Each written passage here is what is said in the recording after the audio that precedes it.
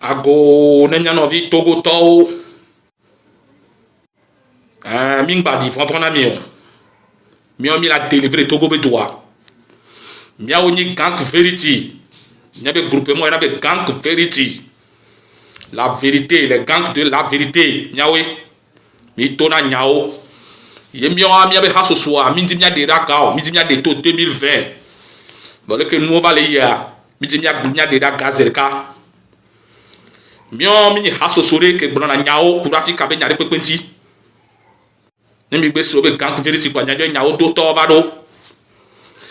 mio ami le dusia de me be diaspora la fisi afi nyado to e nyake mla gnonyure nyase nyao toto ku vérité ndo le jo 2 mois ya o trivé ye ndo le jo ya edo enabe nyabe no vio nya dada mia no amesia me le vent obolo wa me la file pepe ne debe nyao ke mi la blan Togo to pepe le do to nyore ne mi ase nyao ke mi la tona mia RPT uni Soblema o assassiné le premier président de la République yo assassiné le premier président ye me nya singbe ma kwazikea ya dema kwazikea kaka va le coup 2003 et via trodoli 2005 que diaba nani la zikea dia via changba dila jo e chandila o 50 asbeto anene ye me mi abe haso soa mitite mi gba dibe nu on le bano Togo ko RPT ku uni to la resia me do me le quartier pepe me ko pepe ke mu le lo me wa ke ko le ka so Togo ba fi pepe egbe amia de nya odaka wetri vedo ya uni to le seme zizani ku terrain lo me o so le da jira me wo si Bénin, le pays ami, le pays frère du Togo. Bénin ni Togo,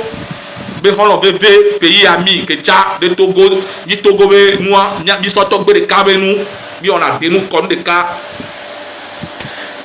On y a Bénin, t'as Togo, si bien Bénin politique, elle est politique la plus meilleure de l'Afrique de l'Ouest. On dit la semé Zizani, Wadadi, comme Bani Nyade. Nkanti 2 mois et un ton noir. Quel est le Togo quel est le Bénin, le Djoume, le Ghana. Nkanti Togo pour nous les jolio. On le date Bénin to. RPT, Ekbe, Ndekaya, Ameti Telewame, Vamiabo, Améan Lewame, Améati Teva, Befort, Eple, Milicion, Epleo, Eple Amoso, Libéria, Cameroun. Et puis so Togo vio le wame so chaka ole wamo le de hunamo ole wonwa le assassiner mo le dajere gaay aussi et tout comme l'Afrique a gaay mo le gaay a comme to le ko nya no vio mi do to mi ase nyanyore gaay a comme ni be bi ko le bleu vo le ko gale wasia yo na be gaay et le Dusia Djumé Côte d'Ivoire était la première la Nigeria to le me Afrique a be du pe même Togo gaay le me pe o le wamo depuis bobo ko le faut que le temps soit génération on a pas le pas mais ben ni gars on a fina yo quoi au profiter de dans Jérési et bon jeune ko tout fait na o 2 millions par tête avec colon noir autour 2 millions à pata au kakari population à domaine on la mais à gailler on la faut que mais koto ba on to wa mais sami on la sort d'Algérie merci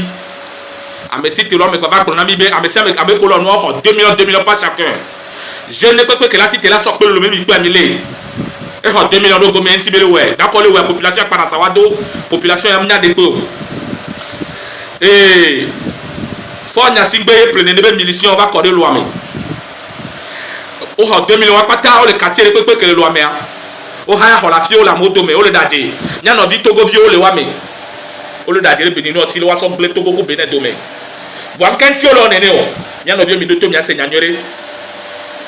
2 mois non le joie est mi akeke mi bususu nyore 2 mois non to je ya nkanti o 2 mois mais auto dialogue dit on a be dialogue am le ton yo di o fort do la joko donc elle doit créer nouveau situation bu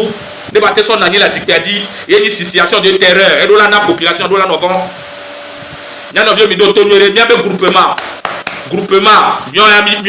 mi do asia gba ma banani o mi na to di so no mi a to di so no mi la kaka so no kaka va do lome tout ne togo to dans on nyande po mila nyoke que la zipiadi adi kamba somio mi no te ko dialogue en 2020 et bientôt mi benya didi nya kakare no kekeme voit bien que nous le nani on a population les vont donc a o webele opposition togo opposition yo macha Amérique pe mayo parce que là no dati be o le de huna me o wa anto le sommet zizani ku terreur da moto me togo to mi jae Amérique pa pasane de ba meto wanto le le me o le kidnapping ye o yene be kidnapping wanto le luwa me o ona ga jeune o bolo no wa me o wanto e una me o le dati so le la me bo jeune content no innocent o le moto me ameko ke ko le wa ati dada son kele simule nyeto bo ke si akwe kamele tobo wana vodunu wana deko nu kele simule kele si konye vodu ke jo kwa na mijedoa bere pe ngba ble mi wo enquête mi ayo journaliste solo abio wa yi huno gangan bo huno ko be yo pa chere togo le deko nu me le wa bio nya ko ma fo pokuru kele sintina mi ma mi togo to mi jaye mi o togolais o mi diaspora togolais le pompo nu ke mi la wo e le tamena mi ke mi la di va sande a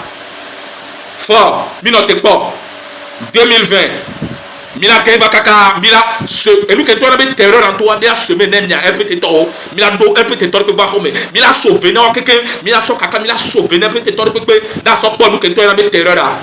ano wi innocent on a ila sikiadi le nunu nya ko finyo be na de rpt to je simi gbogbo to ke ko to le miame